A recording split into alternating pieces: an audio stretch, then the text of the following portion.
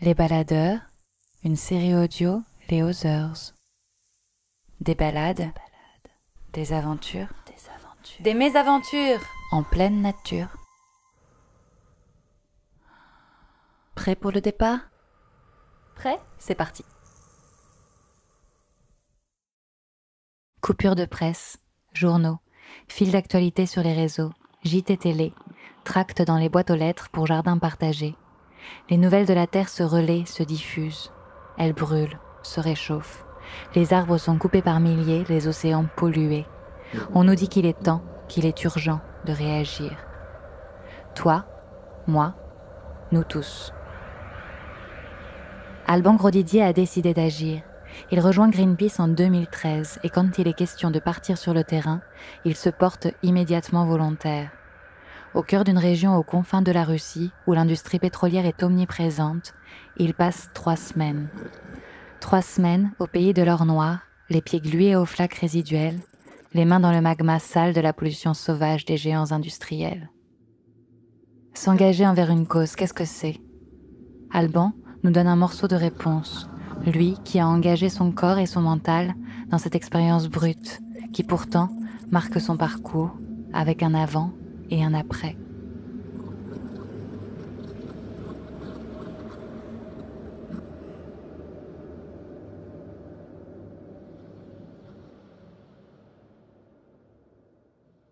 Depuis mes 18 ans, je travaillais en tant que bénévole pour différentes organisations humanitaires ou caritatives en France. À l'été 2013, je pars vivre au Danemark. Et une fois arrivé sur place, je me rends compte que les problématiques sur lesquelles j'ai l'habitude de travailler, qui sont liées soit au VIH, soit aux droits pour les minorités sexuelles, la société danoise a avancé beaucoup plus vite que la société française. Les milieux activistes sont plus resserrés, plus underground. Je me rends compte que mon apport va pas forcément être aussi impactant qu'il a pu être en France. Et donc, je cherche des thématiques sur lesquelles m'engager, où je pense pouvoir avoir un impact. Et ça faisait déjà quelques années que les thématiques environnementales me trottaient dans la tête. Et je rejoins Greenpeace en février 2014, très peu de temps après l'arrestation des Arctic 30, qui ont passé 2 mois en prison en Russie pour s'être approchés d'une plateforme pétrolière russe dans les eaux internationales. Je travaille avec eux entre février et juin de façon très soutenue, en rendant des services, souvent de façon bénévole. Et on m'envoie un mail de recrutement pour ce projet en Russie. Et là, je joue la carte du j'ai été bénévole pour vous pendant plusieurs mois. Est-ce que vous pouvez me mettre sur ce projet-là? Ça m'intéresse. Et ça marche. 2 mois avant mon départ, je comprends que je vais faire partie de la première expédition après la libération des Arctic 30 et que du coup les enjeux politiques sont très importants et que c'est pas être une expédition comme les autres.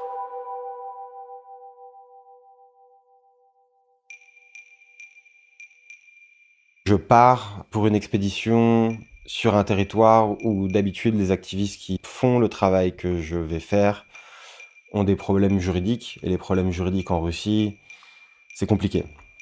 Donc oui, il y a évidemment un travail de préparation mentale.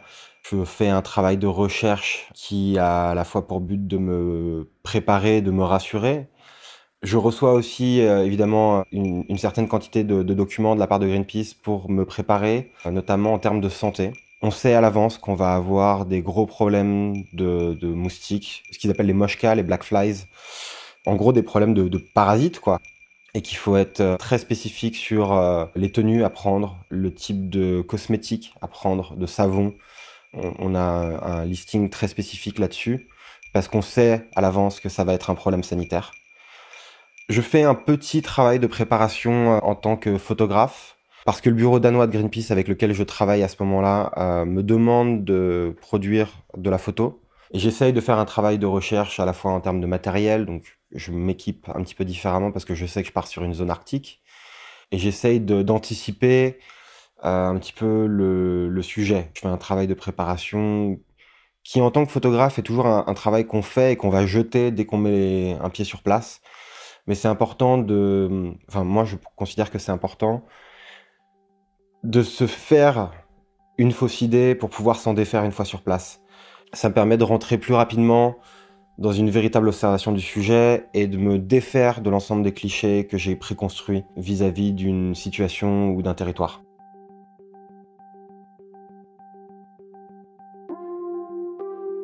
La mission se passe dans une ville qui s'appelle Oussinsk, dans le nord de la République de Komi. C'est à l'ouest de l'Oural, on n'est pas en Sibérie, on est très au nord, on est à environ 300 km de l'océan Arctique, mais on reste vraiment sur la partie occidentale de la Russie.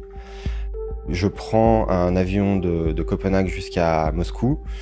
Je trouve mon chemin jusqu'au bureau de Greenpeace. Les différents acteurs de l'expédition se retrouvent là-bas. On nous amène jusqu'à la gare de Moscou, l'une des gares de Moscou. On prend un train et on fait 42 heures de train en 3e classe jusqu'à Oussinsk, qui est un trajet génial. C'était ma première expérience dans les trains russes. J'arrive, je connais personne. J'habite à Copenhague, mais je suis le seul Français. Il y a 16 nationalités différentes dans l'équipe. Et les Russes nous servent d'interprètes pour parler avec les gens qui sont dans le même wagon que nous. On est en 3e classe, donc il n'y a pas de compartiment, c'est vraiment 60 personnes dans un wagon. Et je pense que tous les gens qui ont eu l'occasion de prendre les trains russes savent de quoi je parle, avec l'odeur des nouilles séchées qu'on réchauffe avec l'eau bouillante, l'oignon fumé, le poisson fumé, des seaux entiers de framboises et de groseilles qu'on achète pendant les pauses du train sur le quai. Je garde un souvenir vraiment très très romantique de ce trajet-là, où on voit les paysages de forêt russes défiler, où il se passe pas grand-chose, le temps s'étire et les conversations se délient parce que tout le monde s'ennuie. Donc tout le monde se raconte un petit peu les premières histoires qui servent un peu d'introduction, quoi. Et on passe 40 heures comme ça où on sait pas trop quand est le jour, quand est la nuit, parce qu'on monte vraiment vers le nord et on est en été, donc la nuit est courte. Et on se décale dans le rythme avec ce tac-à-tac du train, quoi, qui berce et qui en même temps garde un peu éveillé. Je garde vraiment un souvenir très particulier de ce trajet, avec un peu la pression qui monte, j'étais nerveux. Ça fait pas très longtemps que j'avais rejoint Greenpeace et je suis tout neuf, quoi, je suis tout vert et je me rends compte que je pars sur une expédition avec des problématiques compliquées et j'ai vraiment cette petite excitation, cette petite boule au ventre.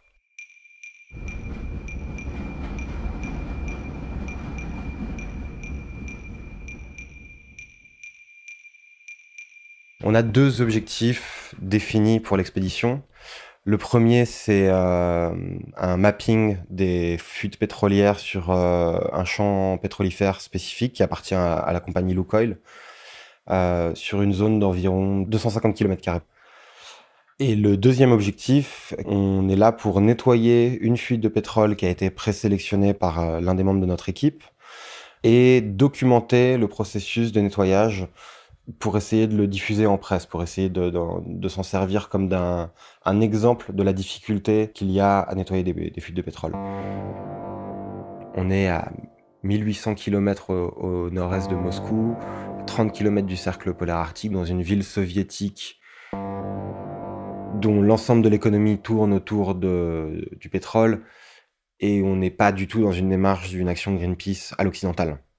Il va falloir qu'on fasse profil bas. On part sur une zone pour critiquer une industrie qui fait vivre 95% de la population locale.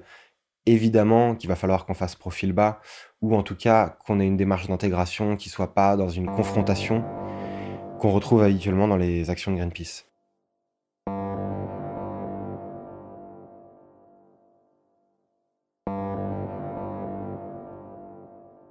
Quand on descend du train, la seule chose dont on a envie tous, c'est une douche, quoi. On pue. Vraiment, on sent 40 heures de train et le poisson séché. Quand on prend le minibus, il fait un temps orageux, c'est lourd. Il y a de l'orage dans l'air, c'est très humide et j'ai la nausée. On est un peu tous entassés avec les sacs, l'odeur est forte. On arrive enfin sur place et on arrive sur notre camp qui est un atelier de réparation de petits bateaux. Donc c'est boueux, c'est sale, c'est rouillé. Il y a des bâches partout. Et un espèce de hangar dans lequel on est accueilli par la directrice du projet. C'est à ce moment-là que j'apprends par exemple que je n'ai pas l'autorisation de sortir du camp sans être avec un russophone. Et ensuite on a une batterie de briefing à avoir. Donc on a le spécialiste des produits dangereux qui nous donne un cours sur les combinaisons qu'on va porter, les gants qu'on va porter, les bottes qu'on va porter, les masques qu'on va porter, quels sont les dangers chimiques ou aérosols auxquels on va peut-être être confronté quand on sera en train de nettoyer une fuite de pétrole brut, comment mettre en place des zones de décontamination. Et je me souviens qu'à ce moment-là, j'en peux plus. Je suis fatigué, je suis déjà ronchon. Et c'est à ce moment-là qu'on nous annonce qu'il n'y a pas de douche sur le camp. Et donc il va falloir qu'on monte nous-mêmes une douche artisanale, mais il y a des dizaines de milliers de moustiques qui nous tournent autour et on est déjà en train de se gratter partout. Et là je me dis, d'un point de vue du maintien de la forme physique et de l'hygiène corporelle, ça va être compliqué. Et je sais que ça va jouer mentalement. Ce premier jour vraiment sur place, une fois qu'on a eu l'occasion de dormir et de se doucher, on est allé dans un sauna. C'est ce jour-là que j'apprends qu'en 94, il y a eu une énorme fuite d'un pipeline très proche de la rivière, avec plusieurs centaines de milliers de tonnes de pétrole qui se déversent sur un temps très court, et que l'industrie locale a embauché des locaux, des travailleurs locaux pour décontaminer et nettoyer, et que tous sont morts dans cette période de 20 ans de cancer. C'est à ce moment-là que j'apprends que tous les cheptels de rennes et les cheptels bovins de la région sont morts d'empoisonnement pendant les 10 dernières années. C'est à ce moment-là que j'apprends que les poissons qui vivent dans cette rivière ne sont plus comestibles. Et donc c'est à ce moment-là que je comprends qu'en fait toutes les industries locales qui n'avaient pas de lien avec l'industrie pétrolière ont été détruites par l'industrie pétrolière et qu'il y a eu un phénomène de remplacement économique qui oblige l'ensemble des travailleurs locaux à dépendre pour leurs moyens de subsistance de cette industrie-là.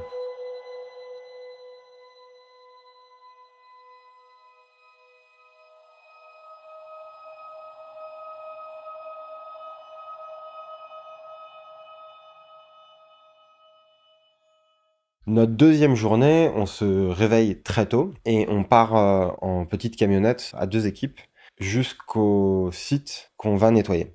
C'est à environ une cinquantaine de kilomètres de là où on est. Les routes sont plus des routes, il reste plus rien après le passage de dizaines de milliers de camions-citernes. Il ne reste que l'armature métallique de la route sur un chemin de terre. Et la technique pour pouvoir rouler sur ces routes, c'est d'aller très vite. Donc on roule à entre 90 et 100 km/h. J'ai peur. Parce que je me rends compte que le chauffeur a un contrôle tout relatif sur son véhicule et qu'il y a beaucoup de camions-citernes qui nous entourent, que tout le monde passe de la voie de droite à la voie de gauche, à l'extérieur de la route, dans un souci de pouvoir rouler sur la meilleure partie de la route possible. Mais donc du coup, il y a un chassé-croisé de véhicules qui est assez angoissant. Et après environ, je pense, 1 heure de trajet, on a vu véritablement Oussinsk, la ville, pour être passé à travers pour la première fois. Et les russophones nous décrivent un petit peu les panneaux. On a vu ces énormes panneaux lumineux au-dessus des lotissements qui disent en russe « du pétrole commis pour la mère patrie ». On voit l'ensemble de l'économie et de l'infrastructure qui est dédiée à cette industrie-là. Et on se rend compte des moyens financiers qui sont mis en œuvre. Et on arrive sur site. Et on nous montre, au milieu de toutes ces colonnes de fumée noire qui nous entourent, une fuite d'environ entre 1000 et 1200 tonnes de pétrole qu'on va nettoyer avec une pompe qui ressemble à une pompe pour piscine et des pelles.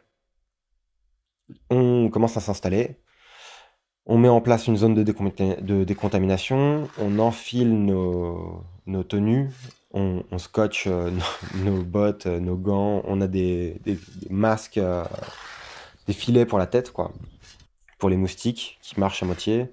On a des masques en papier au cas où on se retrouve à respirer des fumerolles. Je crois que c'est le benzène qui est problématique dans le pétrole brut. On construit une piscine de stockage temporaire pour pouvoir commencer à pomper un petit peu la partie liquide qui est de l'eau de pluie. Et on commence à pelleter du sable contaminé dans des grands sacs de chantier. Et on sue. On est vraiment à l'étuve dans ces combinaisons qui sont fermées hermétiquement. Et je prends la mesure de la complexité physique de la tâche ce premier jour, qui n'est pas insurmontable, mais qui ne donne pas confiance dès le début dans notre capacité à terminer la mission qui est de nettoyer cette fuite de 1200 tonnes en 3 semaines.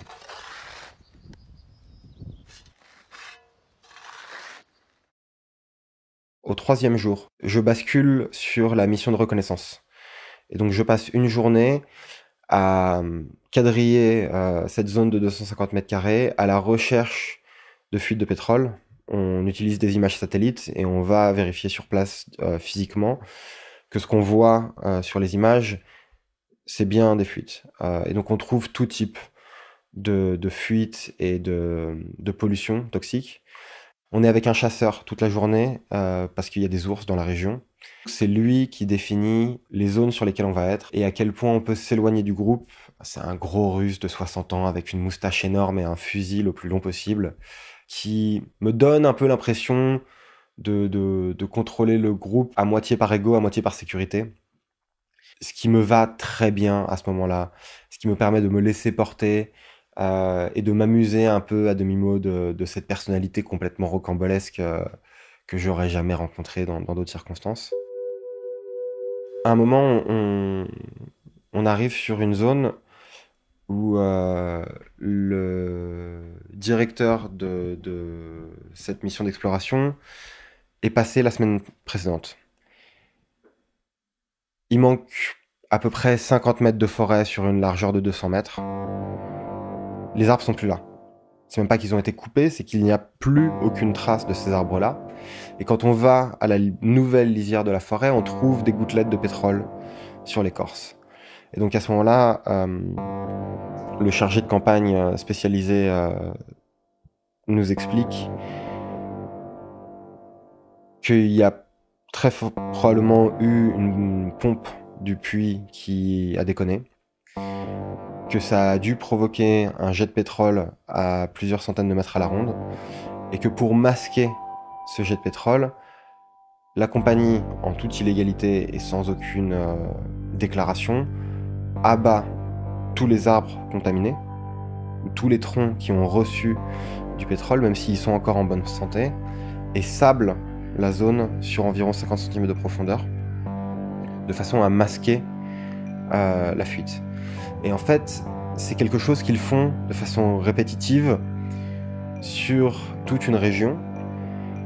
Et donc ça veut dire que petit à petit, ils abattent une forêt primale, mais pas dans une notion d'exploitation du bois, juste pour dissimuler leur mauvaise pratique.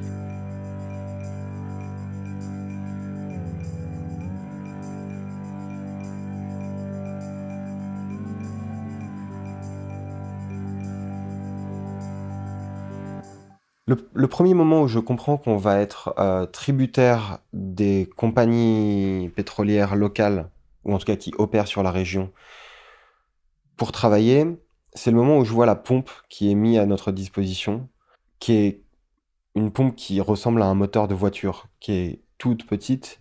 On a un rendement de 150 litres par heure avec cette pompe. Et on essaye de nettoyer une fuite qui fait à peu près 600 mètres cubes.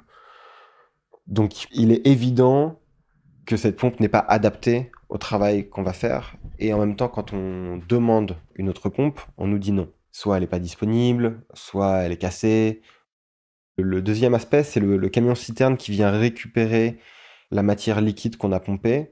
Le chauffeur du camion jauge du taux de remplissage de sa citerne en tapant dessus avec un marteau et en écoutant l'écho qu'il y a à l'intérieur de la cuve. La première fois, ça nous fait marrer. La deuxième fois, on se dit que c'est chaud. La troisième fois, il se rate. Et le problème, c'est que la pompe du camion-citerne est beaucoup plus puissante et qu'il y a un trou en haut de la citerne qui est ouvert pendant le processus de pompage. Et quand il se rate, il crée un geyser de 5 à 6 mètres de haut qui dissémine une partie des déchets qu'on a nettoyés à environ 10 mètres à la ronde à l'extérieur de notre zone de contamination. Donc il va falloir recommencer sur cette zone-là avec une quantité de déchets beaucoup moins importante, avec un taux de contamination moins important, mais une dispersion assez élevée. Et puis il faut qu'on aussi lui nettoie son camion-citerne, parce que sinon on va foutre du pétrole partout sur la route. Bref, on en veut au mec. Il y a cette espèce d'aspect nébuleux de troisième personne dont on ne sait pas vraiment qui c'est. Et quand on demande comment se fait-il qu'on travaille avec des bras cassés comme ça, je pose la question, je pose la question, je pose la question. Et au fur et à mesure, je comprends par traduction interposée que en fait, les compagnies pétrolières locales font pression sur les compagnies de nettoyage locales pour que notre expédition soit la moins efficace possible.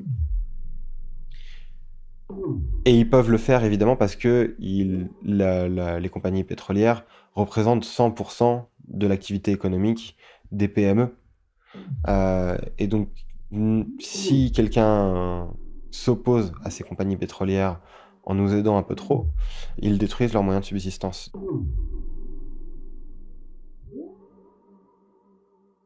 Le 6e jour de l'expédition, on a une espèce de crise d'identité de l'expédition où on comprend très bien, après une semaine de travail, qu'on ne va pas pouvoir nettoyer cette fuite dans son ensemble.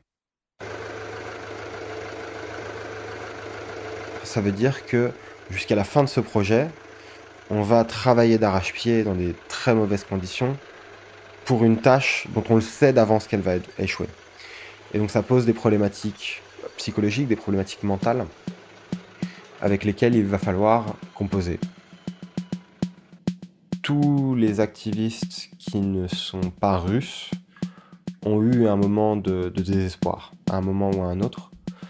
En ce qui me concerne, ça a été à la fin de la première semaine. Et il faut que j'aille voir le médecin parce que, à cause des piqûres de moustiques, je commence à avoir des infections cutanées sur les jambes et un petit peu sur les poignets. En quelques jours, j'ai plusieurs centaines de piqûres de moustiques. Et même si j'essaye de pas me gratter, des fois je me gratte, je pense que je dois me gratter pendant la nuit. Je dors peu, donc mon corps commence à vraiment à l'épuiser dans les réserves. Je suis pas le seul à avoir ce problème médical. On est plusieurs. Notre cuisinier est très mauvais. On mange froid très souvent. On a véritablement ce problème de maintien de la forme physique pour continuer à la fois à être efficace et garder la tête haute. Et il y a un moment où j'y arrive plus, où je continue à travailler, mais dans ma tête, je le fais par automatisme et pas par conviction. Et petit à petit, il y a des amis, des collègues qui me sortent de cette micro-dépression quoi, sur 2 jours, à la fois en me faisant rigoler, en m'achetant à manger. Je me souviens qu'on m'a filé pas mal de chocolat à ce moment-là, parce que c'était pas quelque chose auquel on avait accès facilement. Je crois que c'est le chef de mission, la chef de mission qui à un moment a passé commande à quelqu'un qui partait à la ville et qui est revenu avec un carton de confiserie. Le sauna a été quelque chose de super important pour moi parce que c'était un moment où on prenait soin de notre corps. C'était un moment où les démangeaisons sont moins importantes. C'est un moment aussi où on avait accès à un certain nombre de traditions du nord de la Russie. On allait au sauna avec des Russes qui nous fouettaient avec des branches d'eucalyptus séchées. On apportait de la bière fraîche dans le sauna. Et la plupart des gens qui venaient au sauna étaient soit russes, soit finlandais. Et donc il faisait 95 degrés là-dedans. Moi, je tenais pas. Je prenais 5 douches froides en une demi-heure. Mais je voulais absolument rester le plus possible dans ce sauna-là parce que il n'y a pas grand-chose à faire, donc on se raconte des histoires. Et je pense que ces histoires que j'ai pu entendre au petit-déj, pendant les saunas, dans ces moments de flottement, de la part de vétérans de l'organisation, sont les éléments qui m'ont permis de retrouver suffisamment de morale pour pouvoir continuer, si ce n'est sereinement, de façon efficace. De ne pas être systématiquement dans une démarche cynique vis-à-vis de ce qu'on est en train de faire. Parce que je pense que pour ce type d'opération, c'est très facile de tomber dans le cynisme. Il y a 1,5 million de tonnes de pétrole qui fuient depuis des pipelines chaque année en Russie. On est là pour nettoyer une fuite qui fait même pas 1000 tonnes. On sait qu'on n'est pas dans une démarche d'impact écologique. Il faut retrouver des objectifs. Il faut se refixer un cadre qui permette de travailler vers des objectifs qui sont atteignables.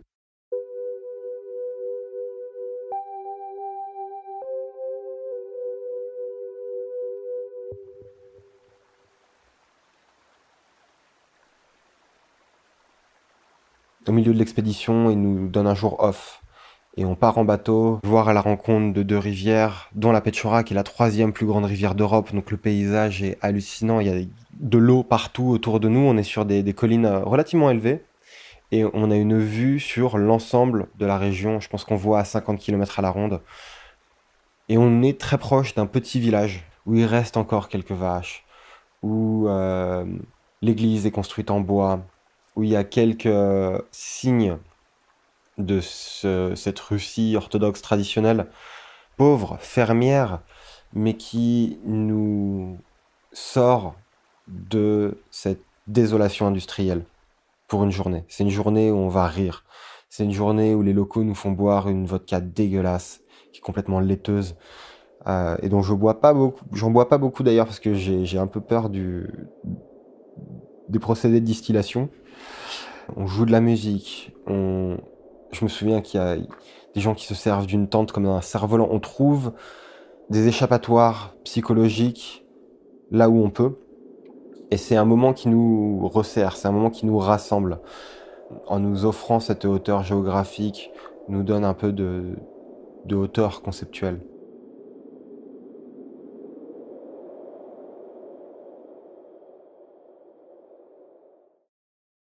La plupart des contacts que j'ai avec les locaux se font au sein du ghetto dans lequel on vit pendant 3 semaines et demie. Et ça se passe tout d'abord avec les gamins qui voient une équipe d'étrangers débarquer et qui décident de venir nous faire chier, quoi. De monter sur les murets qui délimitent notre camp, qui rentrent un peu à l'intérieur, qui vont traîner autour du linge, regarder les sous-vêtements des filles, enfin une démarche de gamin de 8 ans, quoi. Un truc un peu de petit con, mais qui dénote un intérêt pour nous. Et là, l'équipe russophone trouve la parade tout de suite. Pour éviter d'avoir des galères avec les gamins, eh ben, on va jouer au foot avec eux. Et donc, il y a des matchs de foot qui se montent le soir, à la lumière des frontales, parce qu'il n'y a pas vraiment d'éclairage public, sur un terrain de sable, de poussière derrière le camp. Et on se prend un peu la misère, hein, d'ailleurs. Ils jouent bien au foot, les gamins. Et c'est à travers cette rencontre avec les enfants que les parents qui pouvaient avoir des regards négatifs sur nous reviennent vers une position neutre, que les russophones de l'équipe peuvent faire ce travail de sensibilisation à notre présence.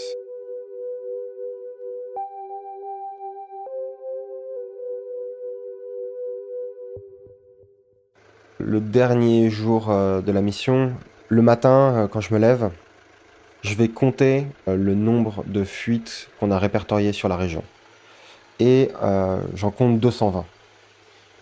Et je me dis que faire une carte de 220 fuites répertoriées, documentées, photographiées, c'est un succès. C'est-à-dire qu'on va pouvoir déposer une plainte pour chacune de ces fuites et soit obliger les compagnies pétrolières à les nettoyer, soit obliger les pouvoirs publics à s'emparer du dossier. Notre message clé est passé de « on est là pour nettoyer une fuite et témoigner de l'ensemble de la quantité de fuites dans la région » à « on est là pour témoigner de la quantité de fuites dans la région et de la difficulté à les nettoyer ». Et je suis fier. Je suis vraiment fier à la fois de l'aspect aventurier d'une expédition comme ça, partir avec une ONG militante sur un territoire compliqué pour des raisons politiques. Il y a tout de suite une petite saveur. Mais aussi, j'ai une forme d'appréciation pour les expériences que j'ai pu partager avec les autres gens de cette expédition. Il y avait vraiment de tout. Une spécialiste des forages pétroliers au Groenland qui chasse la baleine de façon traditionnelle, dans une démarche durable. Un vieux de la vieille qui a 30 ans d'expérience sur les bateaux Greenpeace et qui nous raconte toutes les histoires possibles qui a pu se passer entre-temps.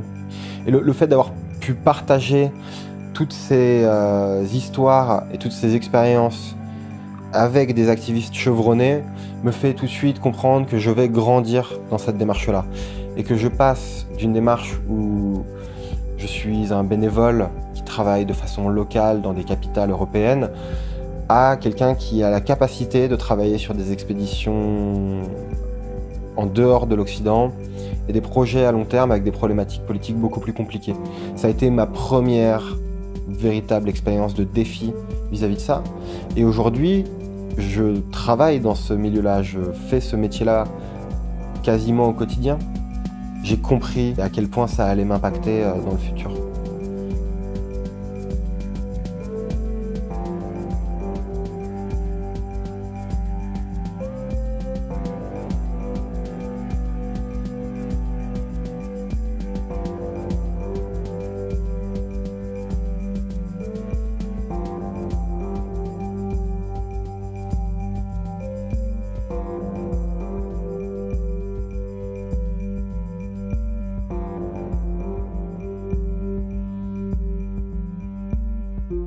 J'ai 40 heures de train pour revenir à la réalité. C'est aussi évidemment le dernier moment de partage fort avec une équipe d'une cinquantaine, soixantaine de personnes avec qui j'ai tissé des liens que je garde encore aujourd'hui, 4 ans plus tard. On a de nouveau accès à de la vraie nourriture, de la bonne nourriture. La nourriture de chemin russe est incroyable. J'adore les nourritures séchées. J'ai acheté pour mon trajet de retour un seau de 4 litres de groseille. Alors évidemment, j'ai pas tout mangé, on s'est partagé le truc, mais à la fin, t'as les doigts remplis de purée de groseille et tu te baffres un peu comme ça. C'est un plaisir enfantin quasiment. Ça, c'était génial. J'ai adoré. Je garde un souvenir véritablement tendre de ces trajets en train, à la fois l'aller et le retour, parce que c'est des moments de transition, c'est des moments de rencontre, c'est des moments d'apaisement. Il se passe plein de choses, presque plus que quand on est véritablement dans l'action.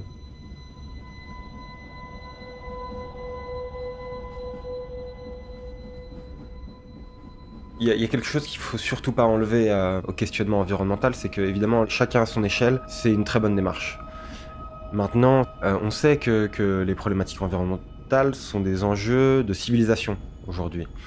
Et que ces enjeux de civilisation ne se règlent pas en recyclage d'emballage de carton et de changement d'ampoule.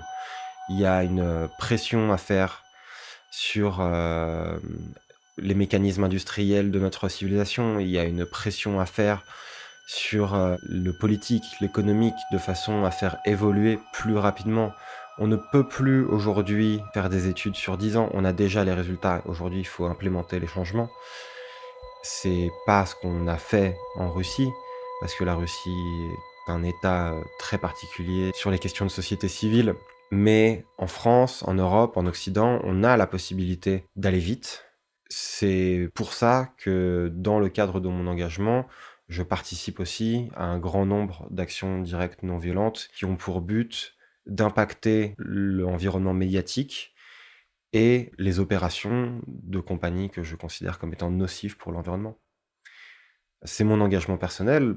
Je ne juge personne qui n'aurait pas ce type d'engagement, mais je pense qu'aujourd'hui, il est important de comprendre que tout ce qu'on a appelé des activistes, des lanceurs d'alerte, sont en fait les seules structures qui ont la capacité de créer ce rebond de société dont tout le monde parle. C'est pas un hasard si Nicolas Hulot a démissionné, c'est parce qu'il a compris qu'en faisant partie du gouvernement, il n'avait pas la possibilité de faire pression de la manière la plus efficace. Et donc aujourd'hui, il veut se retourner vers la société civile. C'est ce que j'ai décidé de faire. C'est ce que beaucoup de gens ont décidé de faire. Aujourd'hui, il faut que encore plus de gens décident de le faire. On sait quels sont les problèmes aujourd'hui, on sait aussi quelles sont les solutions. Il faut juste qu'on les implante et qu'on fasse pression pour que ça marche.